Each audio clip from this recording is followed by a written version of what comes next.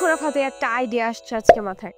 কতগুলো super clay জমে আছে অল্প অল্প করে, তো সবগুলো মিলায় ভাবলাম একটা কিছু বানানো দরকার। তখনই মাথায় আসলে একটা মিনি নোটবুক বানানোর আইডিয়া, তাও আবার আমার ফেভারিট মোমো থিমে। ফাইনাল আউটপুটের ব্যাপারে কোনো আইডিয়া নেই, তবে যা মনে চাইতেছে বানানো শুরু করলাম।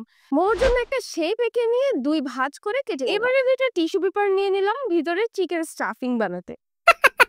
মোটামুটি একটা শেড দেওয়ার চেষ্টা করতেছি টিস্যুগুলা দিয়ে। এরপরে টেপ দিয়ে কাগজটার সাথে লাগাই নিচ্ছি।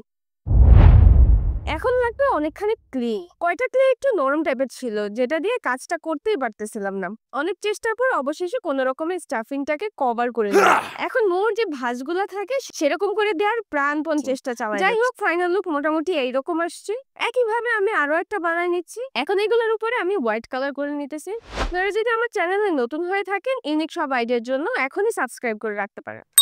এরপর আপনারা আর কি বানানো দেখতে চান কমেন্ট করে জানাবেন। তো স্টিম তো পুরো সাদা থাকে না, তাই আমি ভাবলাম এটার উপরে একটু হালকা ইয়েলিশ কালার করে দিই। তো এখন আমি ভিতরে নোটপ্যাডটা বানাই নিব। এর জন্য আমি একটা কাগজকে কয়েকটা ভাঁজ করে নিচ্ছি।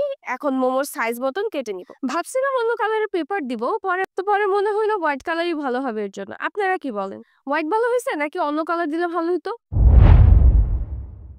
তো এই হচ্ছে আমার মোমোর ফাইনাল লুক। তো নোটপ্যাডের ফাইনাল লুক। ইস, মনে হইতেছে কামড়টা দিলেই জুসি চিকেন বের হয়ে আসবে।